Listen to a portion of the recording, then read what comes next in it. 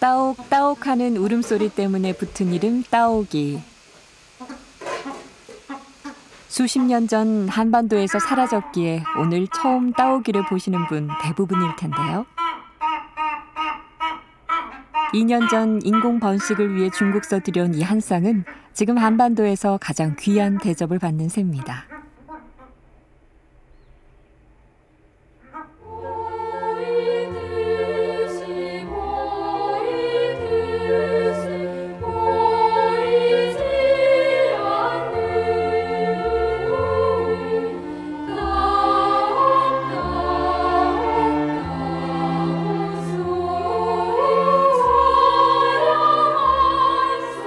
어릴 때 불렀던 동요 속의 새 따오기. 이들은 과연 언제쯤 우리 곁으로 다시 돌아올 수 있을까요?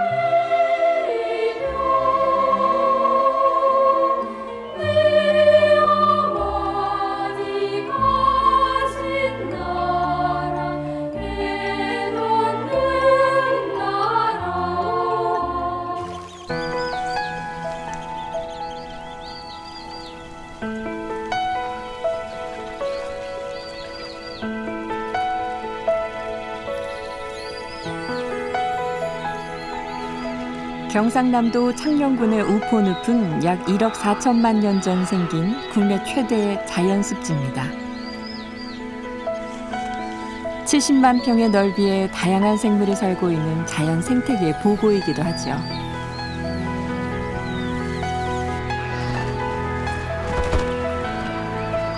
우포늪은 또 온갖 새들의 천국입니다. 백로, 장다리, 물대새, 외가리 등 150여 종이 넘는 새들이 날아와 먹이를 찾고 둥지를 틉니다.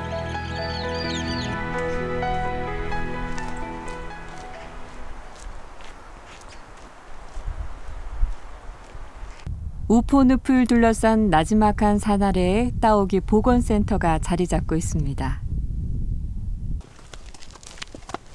이른 아침 연구원 한 분이 미꾸라지를 한 짐 싸들고 출근하는데요. 미꾸라지 같은 경우는 저 따오기가 죽은 거는 안 먹습니다. 그리고 안에 가서 미꾸라지를 장난을 치다가 죽은 거는 다 드러내고 그렇게 합니다. 예. 식성이 좀 까다로운 건가요? 이거? 많이 까다롭지. 예, 많이 까다롭습니다. 그러니까 저기 멸종이 되거든요.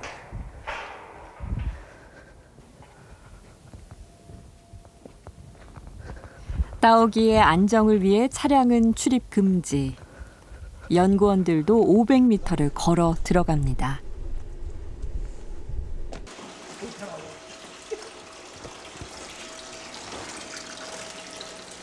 오늘 사온 미꾸라지는 10kg, 열흘 정도 먹일 분량인데요.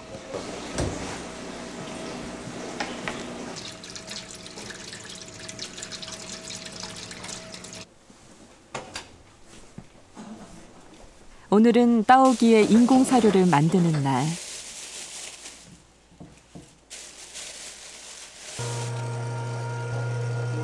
신선하고 먹음직스러운 소고기를 썰고 갈고 삶은 달걀을 껍질째 으깨어서 넣습니다.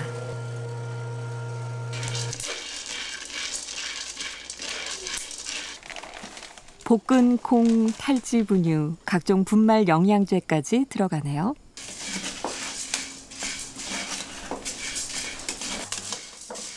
소고기 한우인가요? 수입산인가요? 한우입니다. 오늘 들어가는 게 몇 킬로죠, 한우가?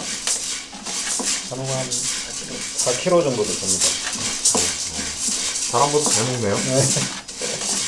다른 곡물도 넣고 지금 또 계란도 넣고 그래서 약 한 10가지 정도 비타민이라든지 소화제라든지 그래서 그렇게 제조를 하고 있습니다. 한우 제조하는 데는 약 한 7일에서 보름 정도 분량을 가지고 제조를 하고 있습니다. 재료를 큰 고무대야에 넣고 소화 잘 되라고 공들여 반죽까지 합니다.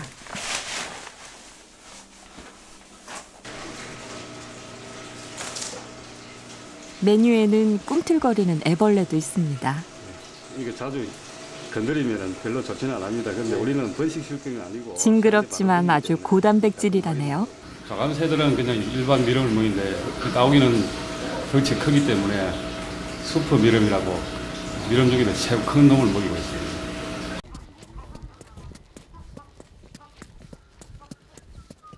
따오기의 식사 시간은 하루 2번. 아침 9시에는 정성 들여 만든 인공 사료를, 오후에는 미꾸라지를 먹습니다.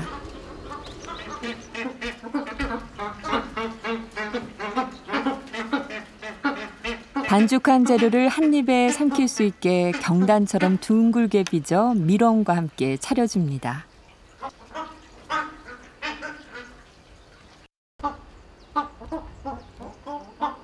우포 따오기의 하루 식사량은 225g 정도.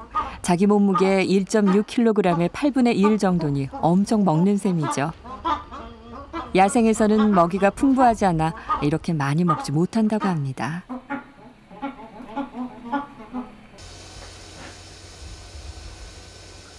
번식철인 봄, 따오기 부부의 가장 큰 관심사는 알을 낳고 품을 둥지입니다. 연구원들이 넣어준 나뭇가지, 마른 풀이 재료가 된답니다.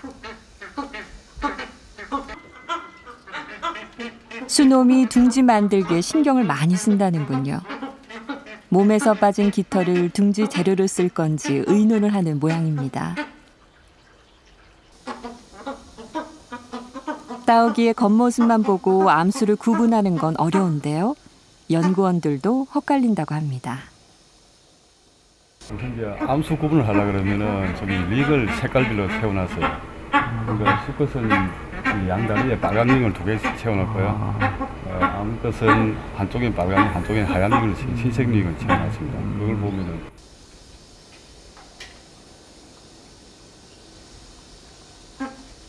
따오기는 전 세계적으로 27가지 종류가 있습니다. 우포의 따오기는 그중 하나로 얼굴과 다리가 붉고 특이하게도 머리 뒤에서 볕 깃털이 일어섭니다. 동북아시아에만 분포하는 따오기는 매년 11월 대륙에서 한반도로 날아와 겨울을 나고 3월경 다시 돌아가던 철새였죠. 하지만 대륙의 서식 환경 오염과 인간의 남획으로 20세기 들어 그 수가 급격히 줄어들었고 한반도를 찾던 따오기도 1945년 이후 사라졌습니다. 이 따오기 부부는 중국의 따오기 보호구역에서 2003년에 태어났습니다. 우리나라에서 기증받아 도입할 때부터 링하고 넘버가 부착된 상태에서 저희들이 기증을 받은 겁니다. 그럼 이름 지어준 거는 그 중국에서 직접 지어준 거고요? 예, 중국에서 직접 지어가지고 수컷은 양초고 암컷은 뭉팅이다. 이렇게 보는 이제 이름의 근원은 뭐 태어난 지명을 따서 지은 것이다. 그렇게 해서 저희들한테 보내준 겁니다. 중국은 판다, 따오기 같은 국가 보호동물을 웬만해서는 반출 안 하기로 유명한데요. 정부와 창녕군의 오랜 노력 끝에 2008년 10월 한 쌍이 우포늪으로 오게 된 거죠.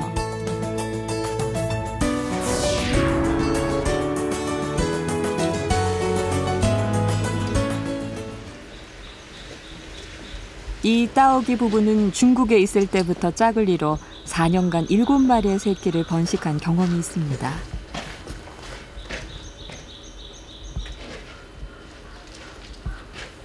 번식철이 되면 수놈의 구애 행동은 거칠고 잦아져서 암컷은 피하기에 바쁩니다.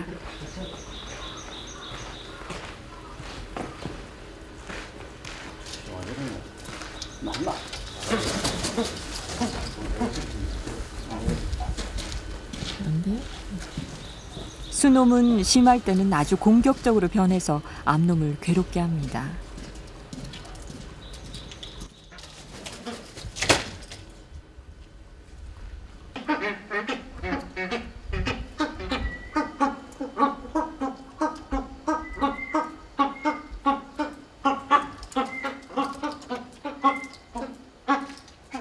수놈은 부부의 애정 확인을 위해 실제 교미 전 하루에도 여러 번 가교미를 시도합니다.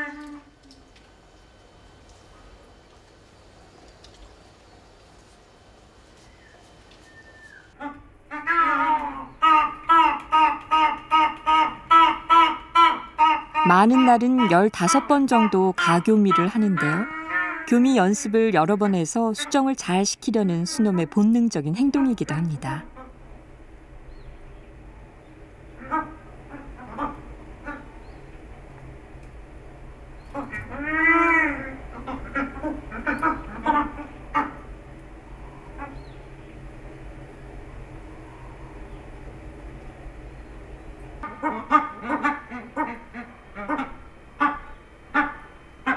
영양 상태가 좋은 사육시설의 따오기는 번식철에 보통 8개에서 10개의 알을 낳는데요. 야생 따오기가 서너 개 낳는 데 비하면 많은 편이죠.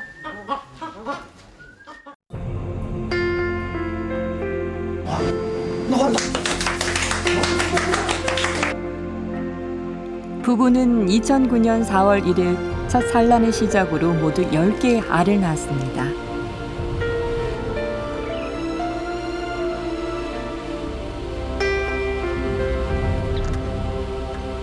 그중 4개가 부화에 성공했으나 한 마리는 아주 어려서 죽고 또 한 마리가 태풍에 놀라 우리 망에 부딪혀 죽었습니다.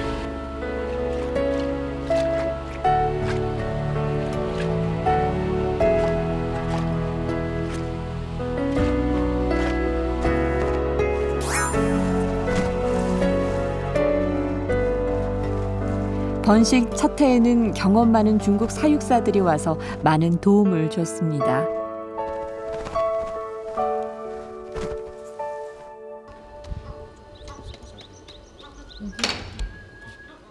지금 어미 우리 옆에는 2마리의 새끼가 자라고 있는데요.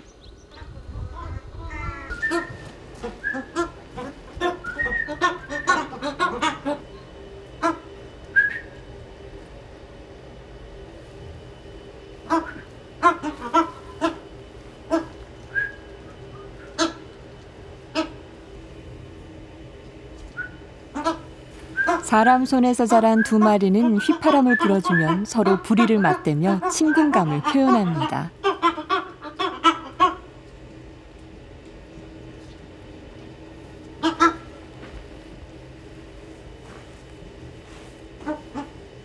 이제 서로 애정 표현이라 할 수 있죠. 근데 서로 이제 들어오니까 기분이 좋아가지고 항상 이제 불어주는 사람이 불어주면은 자기네끼리 표현을 하지. 우리한테 좋다고.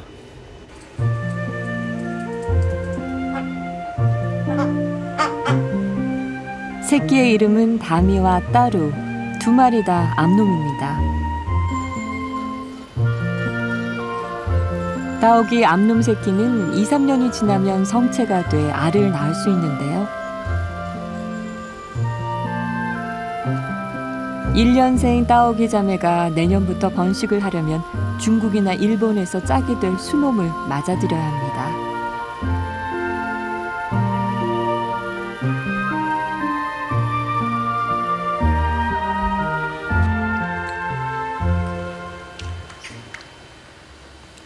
우리 아내는 새끼들이 야생에서 먹이를 잡는 훈련을 할 수 있게 작은 못을 파놓았는데요.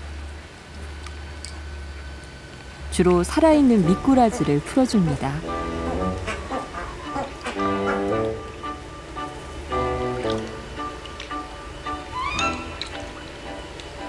따오기는 백로나 황새처럼 부리로 한 번에 먹이를 찍어 먹지 못합니다.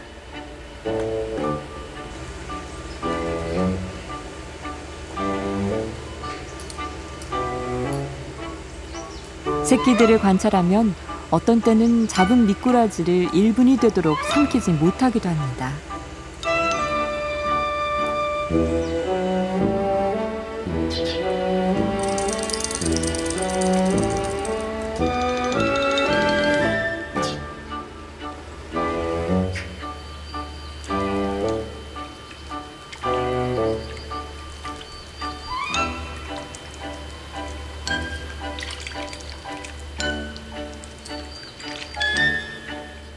환경오염으로 야생의 먹잇감이 줄은 데다 다른 새들과의 먹이 경쟁이 뒤처져서 따오기가 멸종했을 거라는 얘기도 있습니다.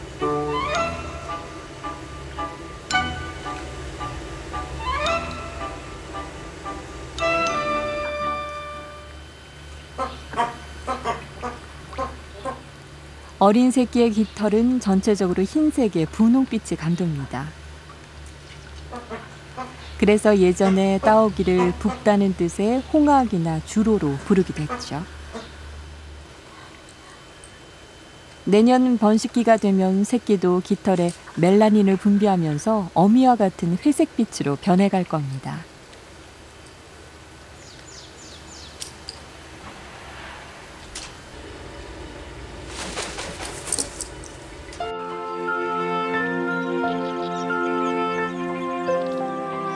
우포늪에 따오기를 살게 하려면 마리수를 최소 100마리 이상으로 늘려야 합니다. 그만큼 따오기 복원에는 오랜 시간과 예산, 그리고 체계적인 노력이 필요한 거죠.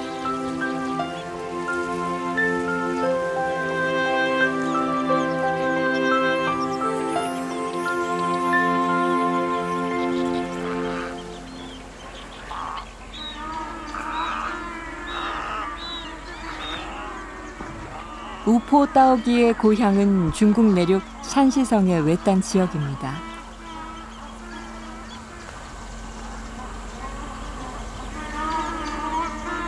지금은 하늘을 뒤덮을 정도로 그 수가 늘어났지만 20년 전만 해도 쉽게 찾아볼 수 없는 새였죠.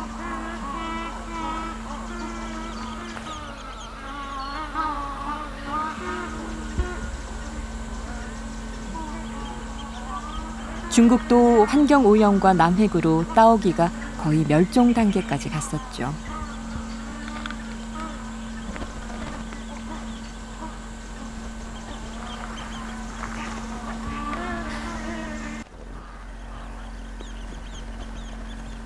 그러다가 1980년대 이곳 산간 지역에서 어렵게 발견한 7마리를 가지고 인공 증식을 시작한 겁니다.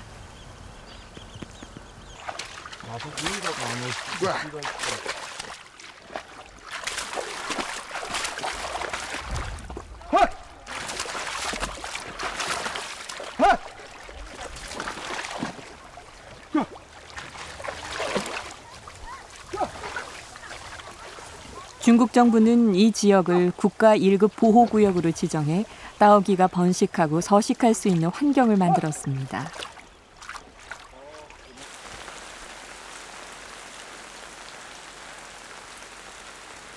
중국의 따오기 인공 복원은 판다의 경우처럼 국가적 사업으로 시작됐습니다.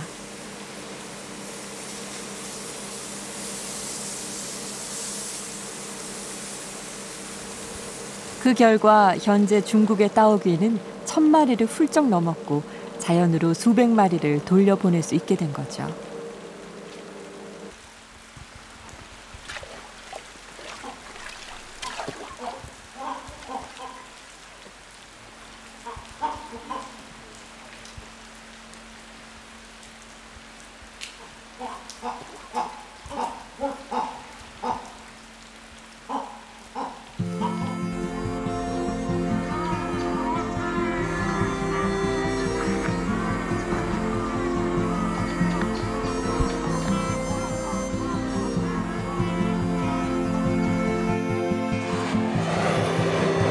(1999년) 일본은 중국으로부터 따오기 한 쌍을 들여옵니다.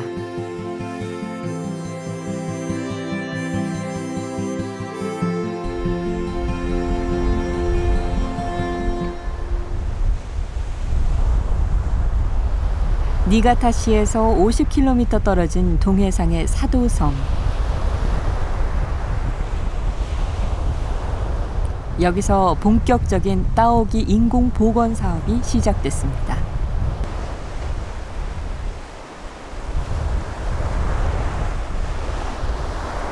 사도섬은 오래전부터 따오기가 정착, 텃세가 돼서 살던 곳이었는데 1990년대 중반 모두 멸종하고 맙니다.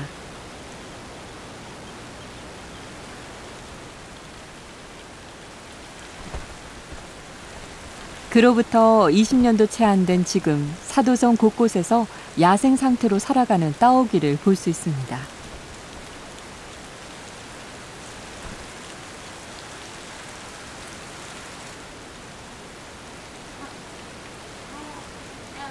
나무 위에 둥지를 튼 이 한 쌍도 번식을 준비하는 중입니다.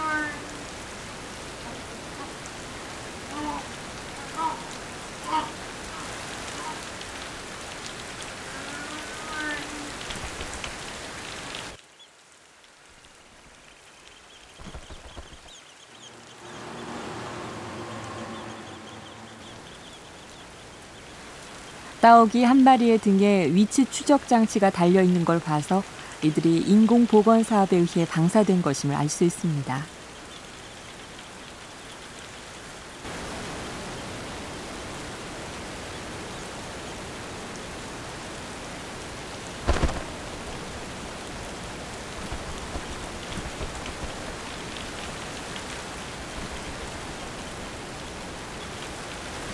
한 쌍을 들여온 지 10년 만에 자연 방사를 할 정도면 일본의 따오기 인공 복원은 성공적이라 할 수 있는데요. 일본 환경성은 2008년 10마리, 2009년 20마리, 모두 30마리를 사도섬의 자연으로 돌려보냈습니다.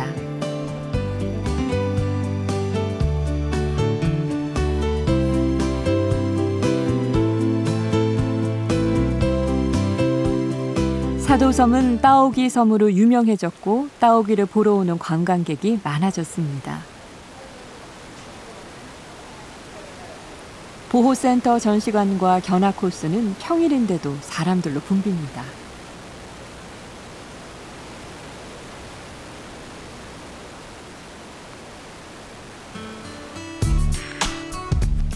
유리창 너머로 관람객들에게 공개되는 우리 안에는 다양한 종류의 따오기들이 살고 있는데요.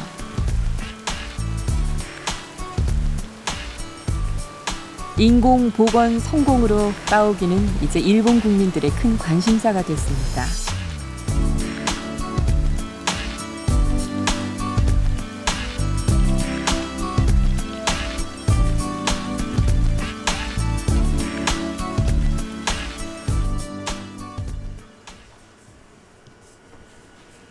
사도섬의 따오기 인공 번식과 보호는 세 개의 관련 기관이 삼위일체가 돼 진행합니다.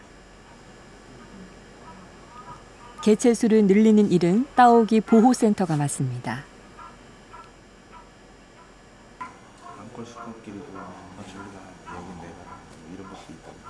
2010년 5월 말 기준 사도섬의 따오기는 167마리나 됩니다.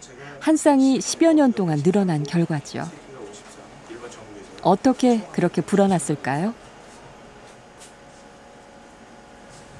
1999年に中国から贈呈されたのがこのヨーヨーとヤンヤンです。同じ1999年のうちに、このヨーヨーとヤンヤンから、このユーユーというオスが生まれました。そしてこのユーユーに、翌年中国からメイメイというお嫁さんが、これは供与という形ですので借りたようなものです。メイメイというお嫁さんが来まして、以降の増やし方はですね、このヨーヨーヤンヤンの子供、そしてこのユーユーメイメイの子供、この子供同士をつがいにすることによって、増やしていきました。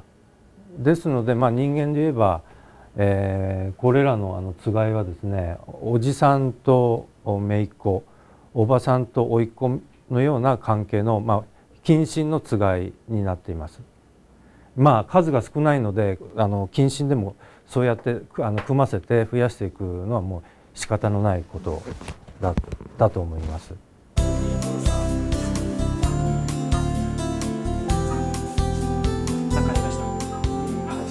현재 알을 낳을 수 있는 어미는 114마리로 늘어났고 작년과 올해 부화된 새끼는 53마리입니다.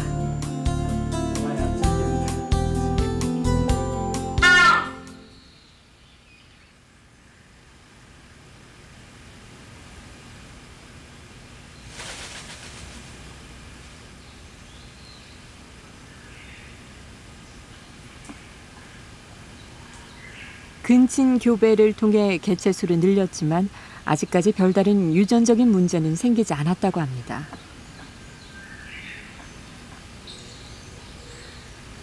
이제는 인공 부화를 하지 않고 대부분 어미가 직접 알을 품게 합니다. 개체수를 많이 늘려서 여유가 생겼기 때문이죠.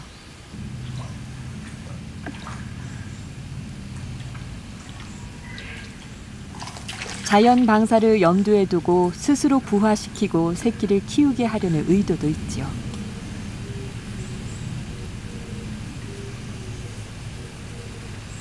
우리 내부도 섬의 자연 상태와 비슷하게 만들어 지형에 있도록 합니다.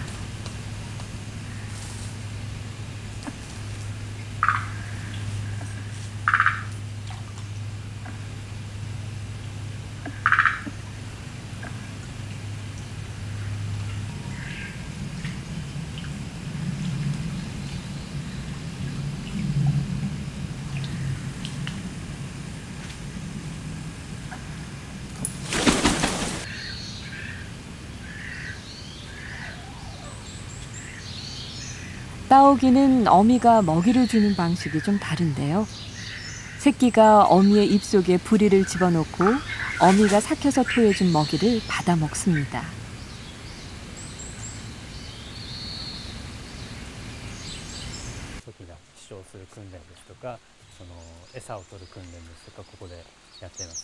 복원의 두 번째 축은 복귀 스테이션입니다.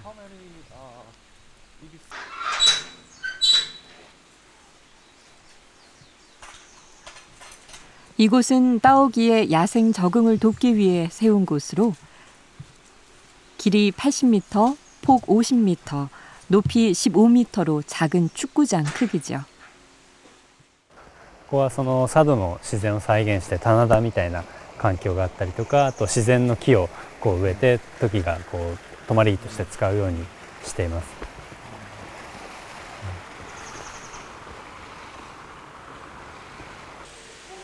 올해 초 야생 족제비가 침입해 방사 예정인 따오기 10마리를 물어 죽여서 지금은 안이 텅 비어 있습니다.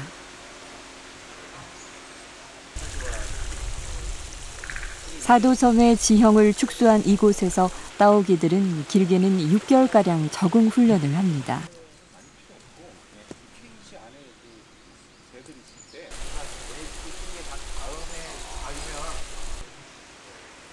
일본 환경성이 야생동물 보호 예산의 절반을 배정할 정도로 따오기 복원은 국가적 사업이 됐습니다.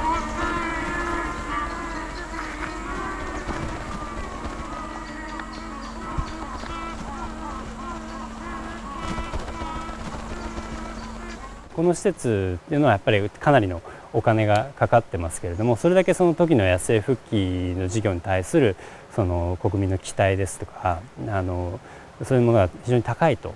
でそれは単にそのトキを野外に放鳥して数を増やすっていうことだけではなくて、トキっていうのはその、自然を再生するシンボルにもなると思うんですね。トキが生息していくにはいろんな生き物が餌となるいろんな生き物が生きていないといけない。でそういう自然環境全体を守るシンボルにトキがなるって。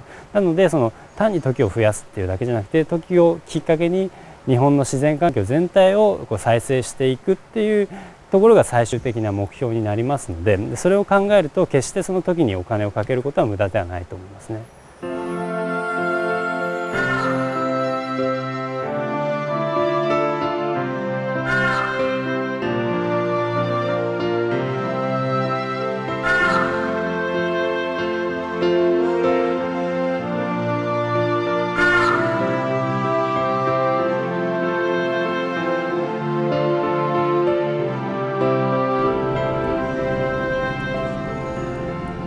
해가 긴 5월의 사도섬은 오전 4시면 환해집니다.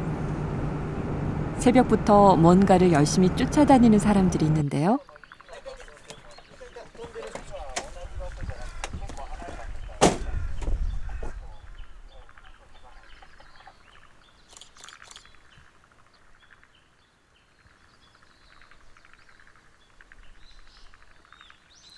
야생 따오기의 생태를 모니터하는 시바타 씨는 이른 아침부터 따오기를 추적합니다.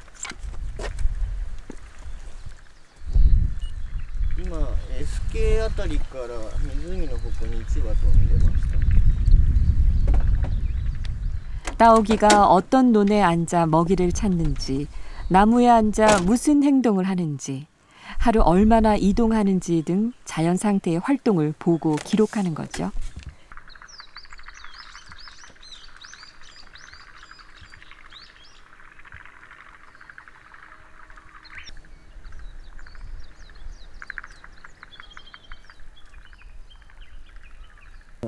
まあだからやっぱりあれじゃないですかね。野生状態で日本でトキってほとんど学術研究ってされてないじゃないですか。だからもう新しいことばっかりですよ。飛び回る範囲とか、ペアになった時の行動とか、止まり木、餌は何食べてるかとか、あと島から結構出て、本州の方行ったり来たりしてるやつがいるとか、そういうのが、当たり前になっちゃえば当たり前なんですけども、今まで分かってなかったことが、もう全部斬新です。はい。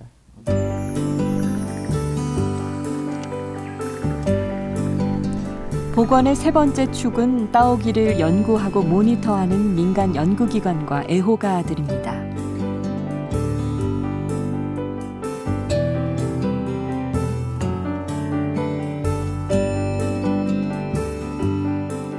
이들은 매일 저녁 관찰 정보를 서로 나누는 자리를 갖는데요. 이런 결과물이 쌓여서 나중에 따오기 야생 복귀 방식의 문제점을 개선하는 데도 쓰이는 겁니다.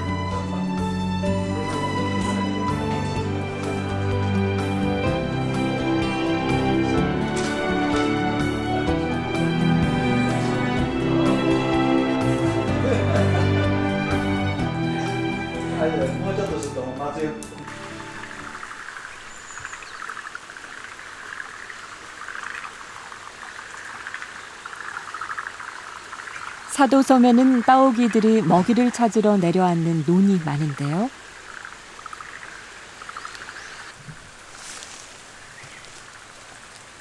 따오기의 야생 방사 전에 서식지를 친환경적으로 바꾸는 작업이 먼저 이루어졌습니다.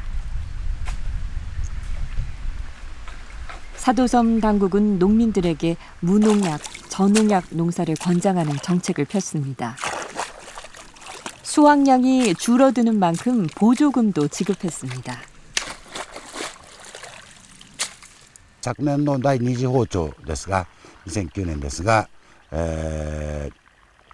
その年には来なくて、今年の春ですね、4月17日、18日と2回ほど2羽ずつですね、ここまで来て餌を降りて、この田んぼでも餌を食べてました。ここではその5割減減というですね、農薬を少なくする、化学肥料を少なくしてですね、時にとって人間にとって、優しいですね農業をこう取り入れて、応援したいというふうに思ってますし、できればそのことによってその生物多様性という生き物がたくさん増えるような環境を整備することによって時を支えようということです。はい。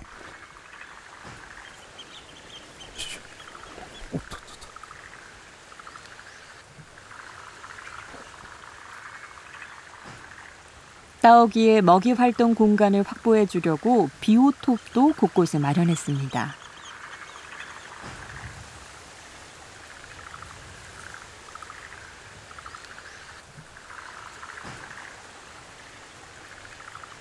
논의 일부에 작물을 심지 않고 물을 채워도 먹이가 될 만한 다양한 생물이 살게 한 거죠. こちらがビオトープです。常に水を張りまして、動物が、小動物が生息しやすい環境にしております。こういった草もですね、これは全然無駄ではなくて野生動物が生息しやすい環境にしております。冬場も水が枯れないように、常に水を溜めておいて、時の餌場に適したような環境にしております。 이렇게 철저히 친환경적 여건을 조성한 후에 따오기를 섬에 풀어놓은 겁니다.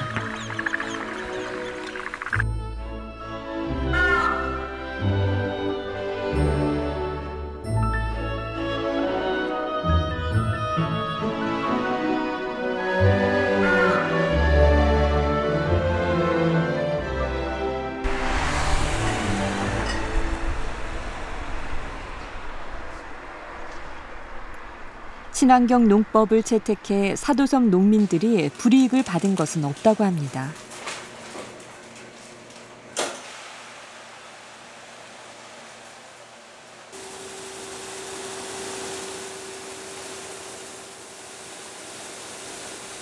친환경으로 재배한 품질 좋은 쌀을 따오기 브랜드로 비싸게 파니 농약을 안 써서 수확량이 좀 줄었다고 해도 손해볼 일은 없는 거죠.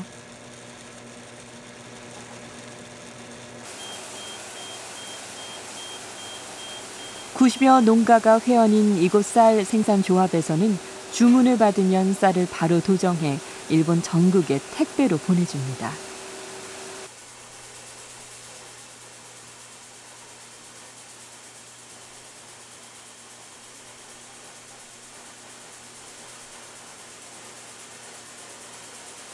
一般のコシヒカリは多分市販の価格で10キロ、3980円ぐらいだと思います。うちのお米が、だいたい6000円ぐらいで販売してますから、かなりそういう面で言うと割高なお米だというふうには思っています。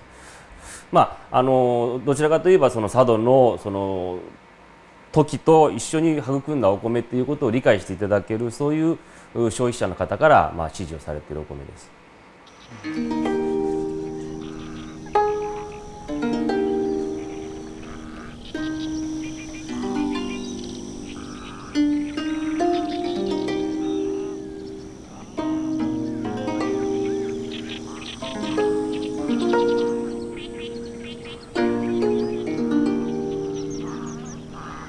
중국과 일본의 성공 사례를 보면 이제 시작인 창녕의 우포늪 따오기 복원은 아직 갈 길이 멀어 보입니다.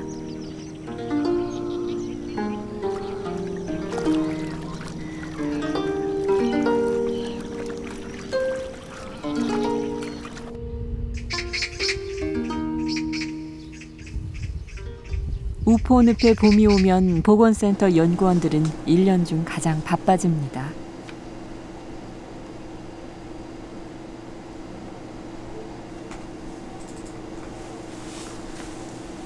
따오기의 번식기가 시작되기 때문이죠. 새벽부터 CCTV로 따오기의 작은 움직임까지 관찰하고 시간대별로 기록합니다.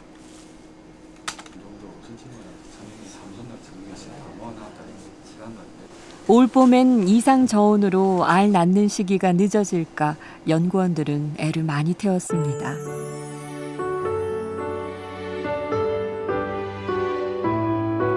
다행히 암놈이 작년과 같은 시기에 알을 낳기 시작했습니다. 25분에서 30분이 됩니까? 연구원들은 따오기가 알을 낳은 후 바로 둥지에서 알을 빼옵니다.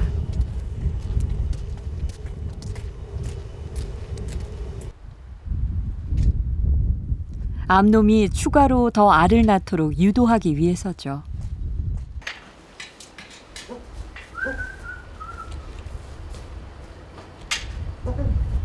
첫 알을 빼앗길까 봐 따오기 부부는 아주 불안한 모습입니다.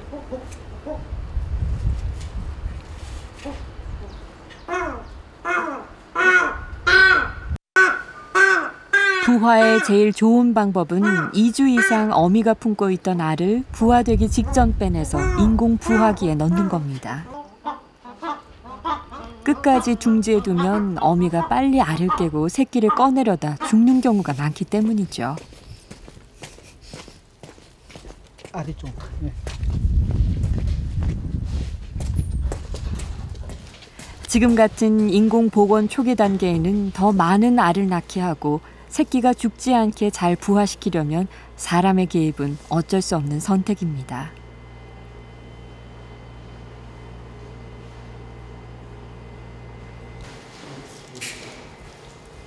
부화기에 넣기 전에 깨끗이 소독을 합니다.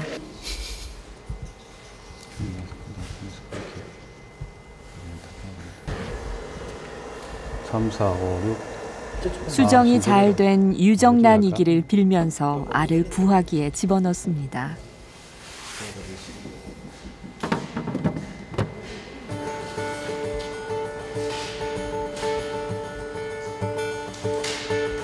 보통 따오기의 알은 어미가 품으면 28일이 지나야 부화가 됩니다.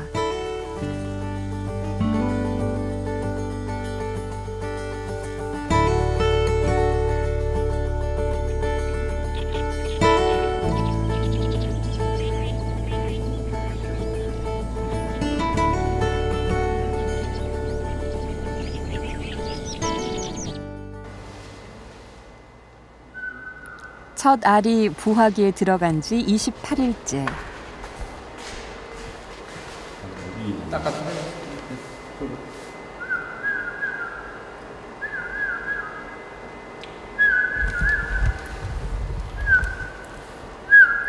알 속의 새끼가 휘파람 소리에 반응합니다. 까딱까딱 움직이고 있잖아요. 알이 움직이면 새끼가 잘 자라고 있다는 뜻인데요.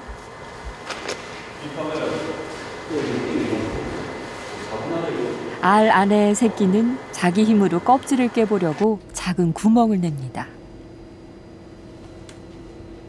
이사님은 요거 얘가 만약에 야생에 있었다면 이제 알들끼리 이제 롤링을 하면서 얇아졌을 거예요. 얇아졌을 건데 지금 이제 바로 저희들이 체란을 해왔기 때문에 알돌개가 굉장히 두껍단 말이에요. 두껍기 때문에 아마도 얘가 좀 버거워하는 것 같기도 하고. 스스로 알을 깨고 나오길 기다릴지 대신 깨줘야 할지를 결정해야 할 시간.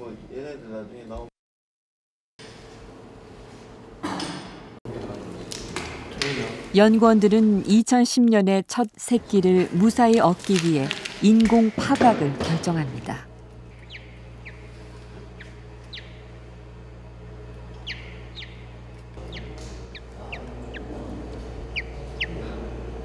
뿅뿅.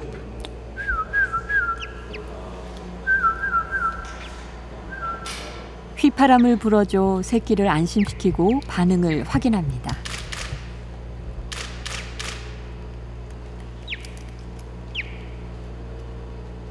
우선은 껍질을 조금씩 잘라내 새끼가 빠져나올 입구를 넓게 만들어줘야 합니다.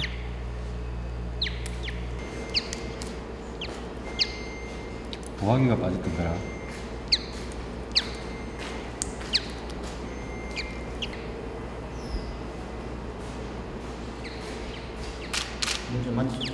새끼의 몸에 말라붙은 난막을 떼어줄 때 제일 조심해야 되는데요.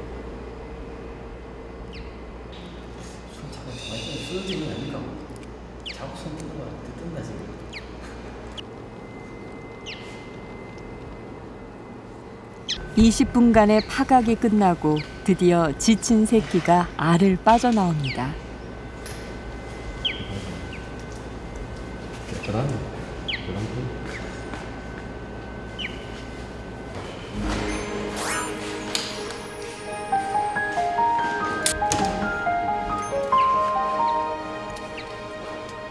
아직 눈도 뜨지 못한 새끼는 인간으로 따지면 미숙아에 가까워 바로 인큐베이터로 들어갑니다.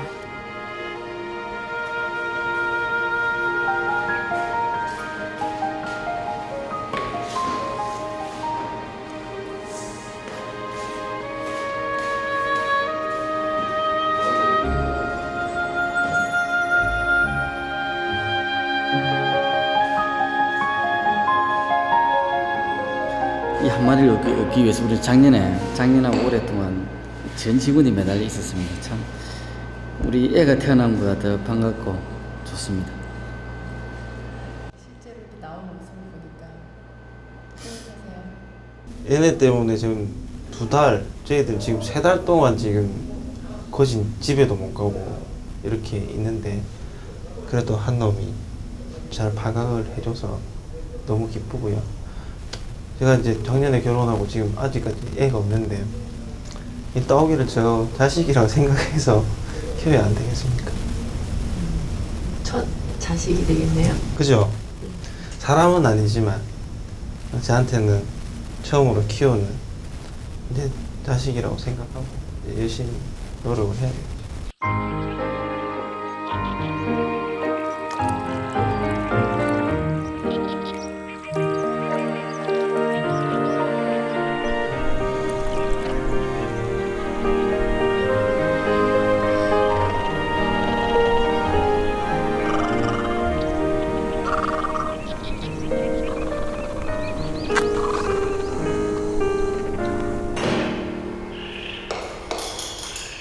첫 새끼가 세상에 나온 지 10일 후. 먹지. 벌리라. 그렇지. 아이고 잘한다. 연구원들은 엄마가 된 기분으로 새끼들에게 밥을 먹입니다. 그 사이 한 마리가 더 부화해 따오기 형제는 2마리가 됐네요.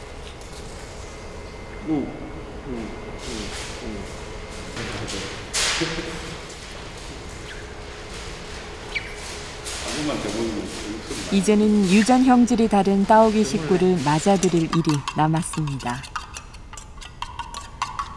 지금 현재 근친 교배 때문에 저희들이 일본이나 중국의 따오기 개체수를 서로 교환하는 걸로 이야기가 되어가 있습니다만 도나 환경부 그다음에 외교통상부에서 상당히 노력을 하고 있습니다. 근친 교배 관계 때문에 서로 개체수 교환만 된다면은 저희들이 번식하는 데는 아무 일 없이 차질 없이 진행이 될 것 같습니다.